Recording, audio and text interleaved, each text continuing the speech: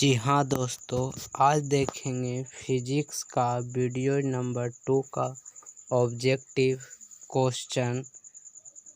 First question, वाहनों के side mirror के रूप में किस दर्पण का उपयोग किया जाता है? इसका सही उत्तर उत्तल दर्पण होगा।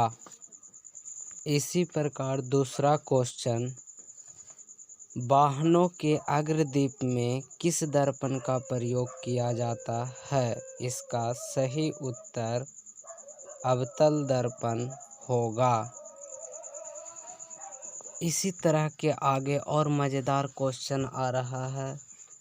क्वेश्चन नंबर तीसरा, जो इस प्रकार है, डॉक्टर मरीज के आँख, कान, नाक आदि देखने के लिए किस दर्पण का प्रयोग करता है?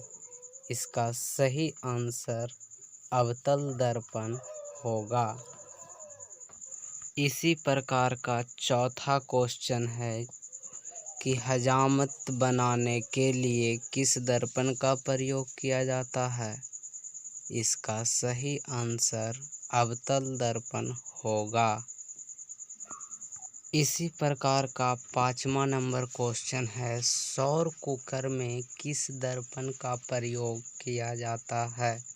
इसका सही आंसर अवतल दर्पण होगा। छठा नंबर क्वेश्चन, जो कि एग्जाम में बहुत बार पूछा गया है, गोलीय दर्पण में वक्रता केंद्र तथा ध्रुव को मिलाने वाली रेखा को क्या कहा जाता है? इसका सही आंसर वक्रता त्रिज्या होगा। सातवां नंबर क्वेश्चन, गोलीय दर्पण में वक्रता केंद्र से होकर गुजरने वाली रेखा को क्या कहा जाता है? इसका सही आंसर होगा मुख्य अक्ष या प्रधान अक्ष। नेक्स्ट क्वेश्चन, गोलीय दर्पण में फोकस दूरी वक्रता त्रिज्या का कितना गुनी होता है? इसका सही आंसर हाफ गुना होता है, अर्थात आधा गुना होता है। इसी प्रकार नौवां नंबर क्वेश्चन, टॉर्च के हेडलाइट में किस दर्पण का प्रयोग किया जाता है? इसका सही उत्तर होगा अवतल दर्पण।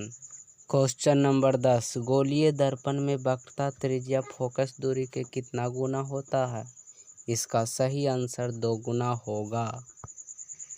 इसी प्रकार का 11वां क्वेश्चन, जो बहुत बार पूछा गया परीक्षाओं में, दर्पण सूत्र क्या होता है? इसका सही आंसर होगा 1/v + 1/u = 1/f। Next question, दर्पण में आवर्धन का सूत्र क्या होता है? इसका सही आंसर -v/u होगा। क्वेश्चन नंबर 13, अवतल दर्पण का फोकस दूरी क्या होता है? इसका सही आंसर ऋणात्मक होगा।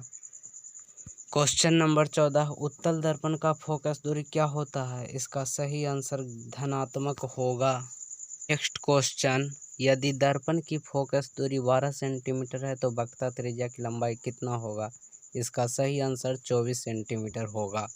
अगला क्वेश्चन, यदि गोलीय दर्पण की वक्रता त्रिज्या 24 सेंटीमीटर तो उसकी फोकस दूरी कितना होगा?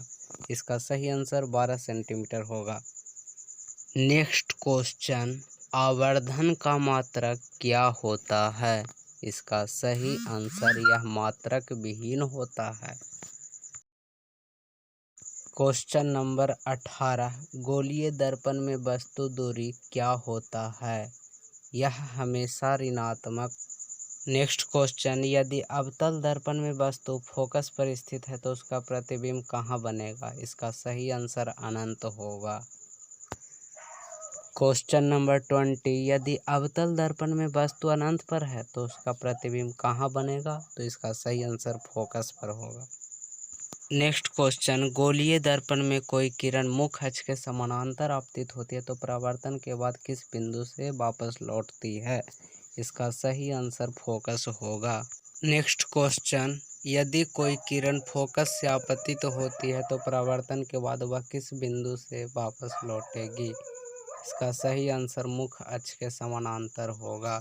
नेक्स्ट क्वेश्चन, यदि कोई किरण वक्रता केंद्र से आपतित होती है तो परावर्तन के बाद किस पथ से लौटेगी? इसका सही आंसर वक्रता केंद्र होगा। अगला क्वेश्चन, एक वस्तु अवतल दर्पण के ध्रुव पर स्थित है तो उसका प्रतिबिंब कहाँ बनेगा? इसका सही आंसर ध्रुव पर होगा। नेक्स्ट क्वेश्चन, अवतल दर्पण में वस्तु कहाँ पर स्थित होगा कि उसका प्रतिबिंब काल्पनिक और वस्तु से बड़ा बने? इसका सही आंसर ध्रुव और फोकस के बीच होगा। नेक्स्ट क्वेश्चन, अवतल दर्पण में वस्तु कहाँ पर स्थित होगा कि उसका प्रतिबिंब वस्तु के बराबर और वास्तविक प्राप्त होगा? इसका सही आंसर वक्रता केंद्र पर होगा। अगला क्वेश्चन, किस दर्पण में केवल काल्पनिक और वस्तु से छोटा प्रतिबिंब बनता है? इसका सही आंसर उत्तल दर्पण होगा।